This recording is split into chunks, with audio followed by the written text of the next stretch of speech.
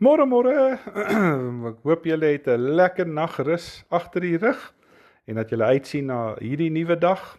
En as julle vanmiddag klaar gewerk het en julle sit julle penne neer, dan kan jy 'n bietjie naweek gaan hou. Lekker saam met jou geliefdes ook wees.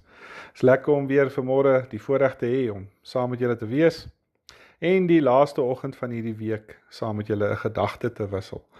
En ek wil vanmôre hierdie week afsluit uit Matteus 6 en ek wil vir julle vers 34 lees.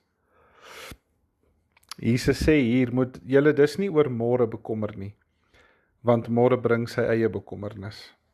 Elke dag bring genoeg moeilikheid van sy eie.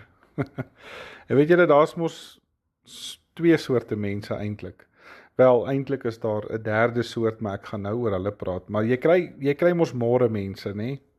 En dis hulle wat net voortbeer omdat hulle dink hulle gaan môre iets bereik. Hulle is op pad na die toekoms, hulle wil net vandag verby kry, want hulle glo môre, môre gaan alles beter wees. Môre gaan dinge verander, môre gaan dit rooskleuriger wees, ek moet net hierdie dag verby my kry.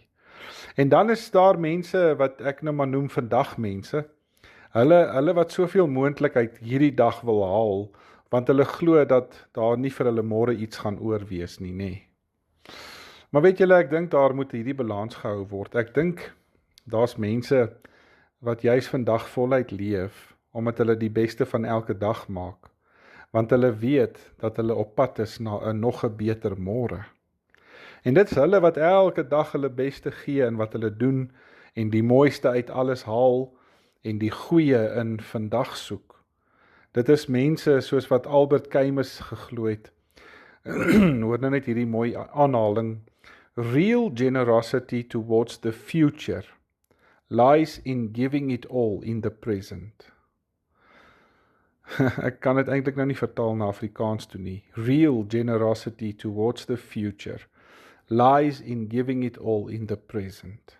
O, liewe vriende, jou Vader het natuurlik vir jou 'n wonderlike toekoms. Maar juist daarom wil hy ook hê dat jy vandag met oorgawe sal leef.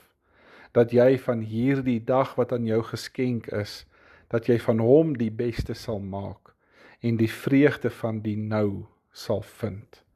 So kies om vandag gelukkig te wees. Jy gaan verbaas wees hoe anders jou dag en selfs jou môre sal lyk. Kom ons maak die oë toe, dan bid ons saam. O dierbare Heilige Gees, kom werk vandag met blydskap in my.